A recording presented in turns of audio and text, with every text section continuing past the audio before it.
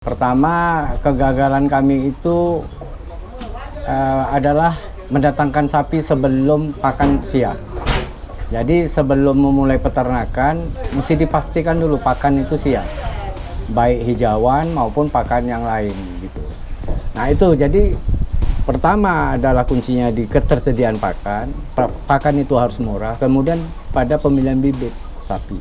Kalau total uang, Pak, kerugiannya nggak sampai, tapi kurasa adalah hampir 1 miliar. 1 miliar rugi itu awal mula. Iya, karena bukan selain ada kematian, sapi nggak terjual.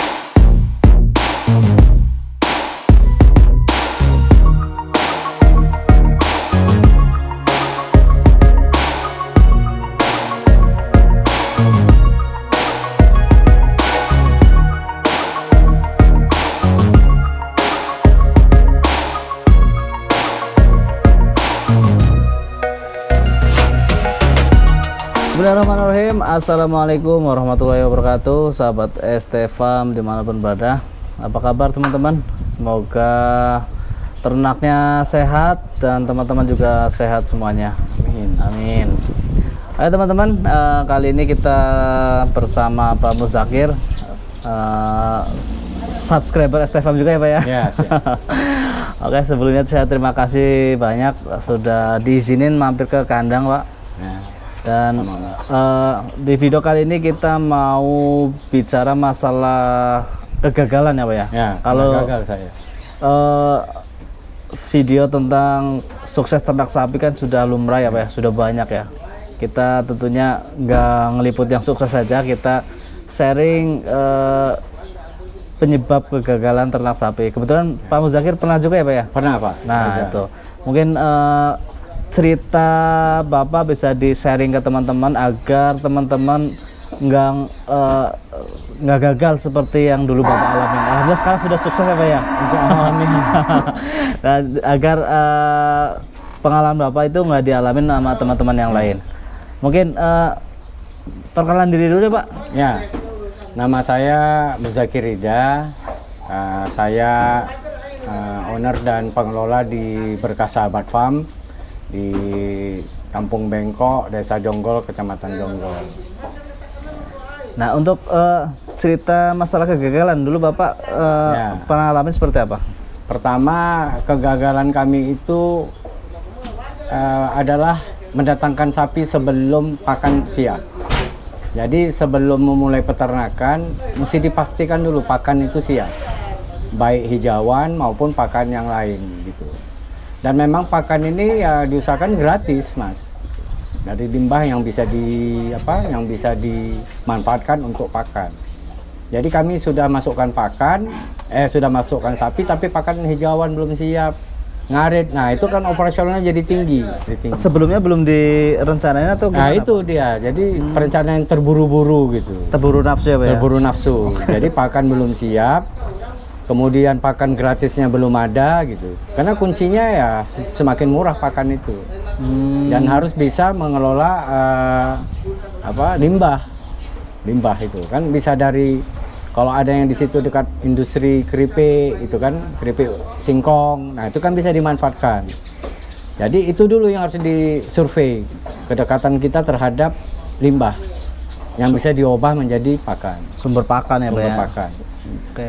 Nah, yang kedua ya keburu nafsunya itu pemilihan bibit. Dulu itu tahun berapa Pak? Pas datengin sapi awal gagal itu? Itu 2007-an lah. 2007. 2007 itu mulai di Delta Mas gitu. Ya biasa karena apa ya? Ownernya itu saya masih kerja di owner, belum owner, saya pengelola. dia memang suka, dia mau usia pensiun tuh biasa itu, usia pensiun, belum tahu sapi gitu kan, terburu-buru karena ingin menikmati masa pensiun lah. Nah, jadi ketika dia memilih bibitnya jelek. Jadi mau diapain pun sapi itu dikasih konsentrat nggak naik beratnya gitu. Nah itu jadi pertama adalah kuncinya di ketersediaan pakan. Pakan itu harus murah. Kemudian pada pemilihan bibit sapi.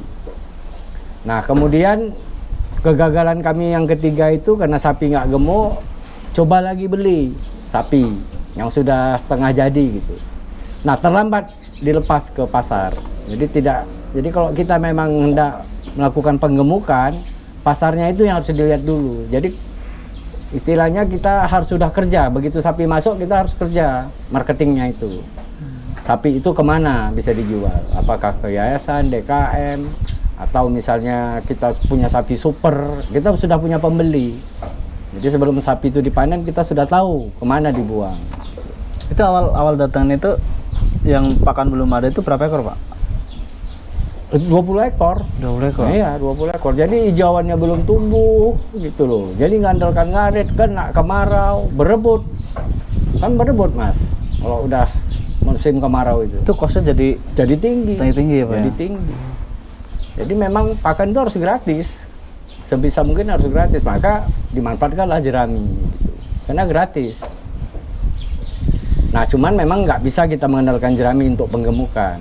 Tetap kita harus andalkan pakan bergizi. Tapi ya jika formulasinya tepat, ya akan naik dia, Mas. Ini 40 kilo ini kemarin itu.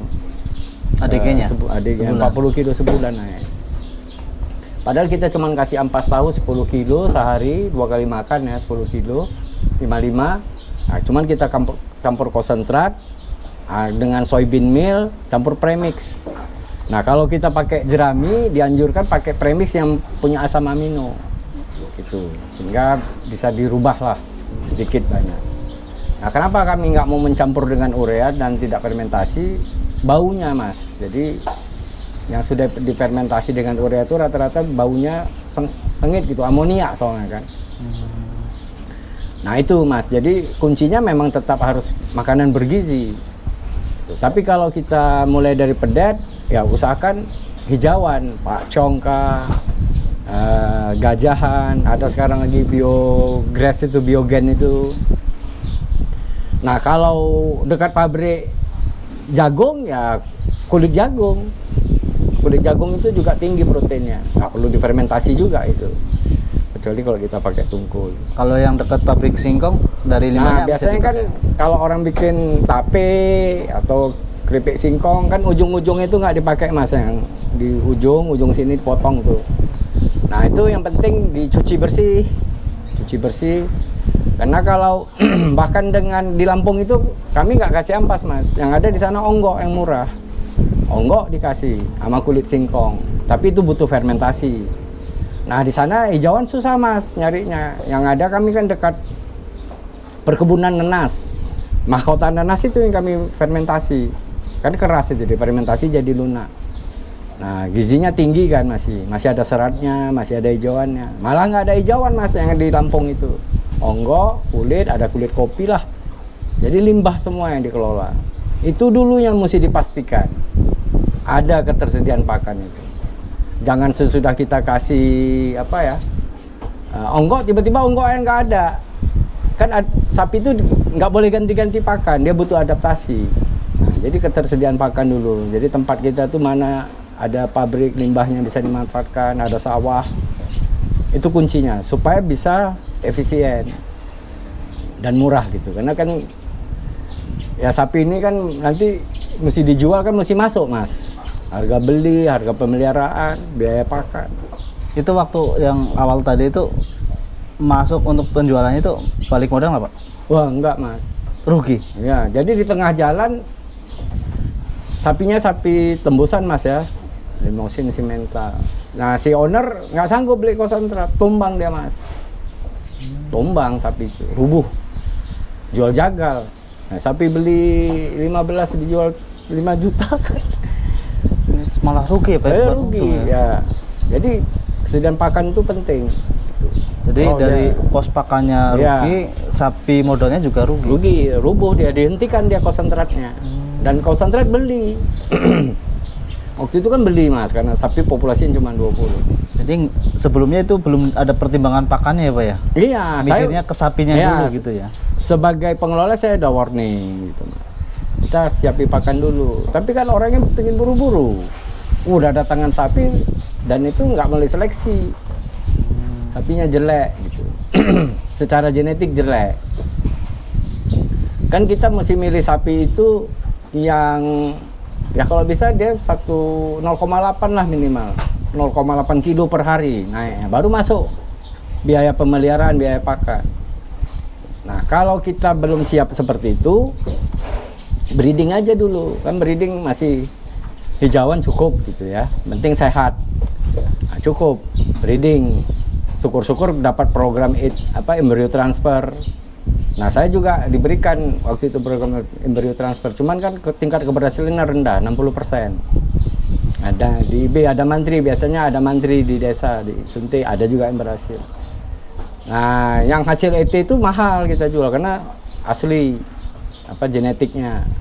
Nah, tapi rata-rata itu yang potong tumbang, dan waktu melepas sapi kalau diandalkan melepasnya di lapak kurban dan pemilihan lokasi nggak benar ya sisa banyak. Nah, setelah sisa banyak mesti dikasih makan lagi Mas.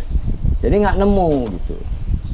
Nah, itu yang perlu diperhatikan. Jadi perencanaannya itu mesti itulah belajar. Dan kami yang kedua ini belajar dulu, setahun kami belajar. Berarti sempat stop dulu Pak? Break Stop. dulu. Saya punya kesibukan lain. Itu butuh untuk persiapan bikin usaha yang sapi yang baru ini butuh berapa lama dari yang proses gagal tadi itu? Jadi ya kan itu 2007-2008 kayaknya. Nah, kita mulai 2020, tapi dari 2019 ketika COVID, 2019 kan kita COVID ya Mas. Bisnis yang lain pabrik nggak jalan, properti nggak jalan.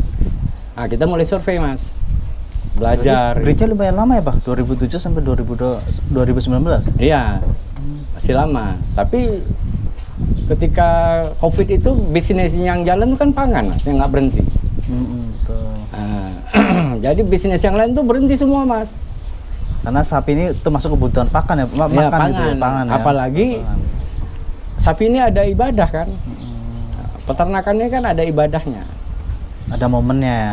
Ada momennya karena ini ada ritual keagamaan di sapi ini yang orang harus mengorbankan hewan. Nah, itu satu pasar yang nggak bisa diganggu. Mau COVID nggak COVID, ya itu yang punya kelebihan harus berkorban.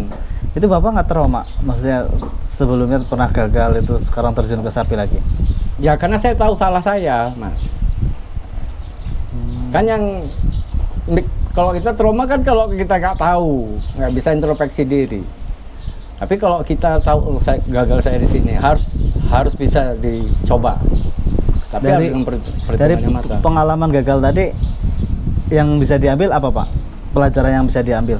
Pertama ya perencanaan, manajemen itu. Jadi di mana kita beternak, di mana mau jual, pasarnya, pakannya. Jadi kami manajemen pakan dulu. Pakan ambil di mana? Dari sini. Oke, sumber sapi ambil dari mana? Dari sini. Kemudian jual kemana? Gitu. Nah, kami sebelum masuk ke Jonggol ini sudah, yang pertama kan dibatasi karena PMK Mas. Jadi terpaksa jual di Lampung. Alhamdulillah ada yang ambil satu kandang. Seri. Jadi dari awal gagal tadi total rugi berapa Pak? Yang tahun pertama itu gagal? Nah, yang tahun pertama itu beli tanah Mas. Ownernya itu beli tanah itu hektaran. Nah, tanah itu juga jauh. Memang jauh dari pemukiman ya, tapi juga jauh dari pabrik-pabrik penyedia limbah itu kan. Pabrik roti jauh. Dan itu dulu sebenarnya harus survei siapa yang punya pabrik roti. Kan roti bekas bisa dikasih makan. Pabrik singkong gitu. Ampas tahu.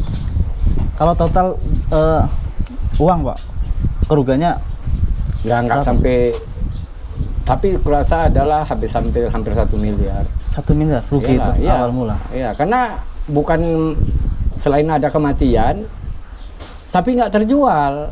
Kan momennya Idul Adha. 20 ekor itu 1 miliar. Oh enggak mas, jadi kan 20 ekor ini udah gagal. Ya gagal, ada yang mati, ada yang dijagal gitu ya. Dan sapinya nggak gemuk. Mau diterusi kasih makan kan ngapain? Udah nggak bisa gemuk sapi itu. Karena pemilihan bibit yang salah.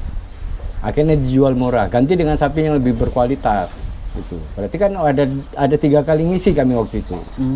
Tapi kalau total semuanya hampir 1 miliar. Iya mas, karena bikin kandang kan. Iya. Bikin kandang itu ada 3 kayak gini, 3 baris.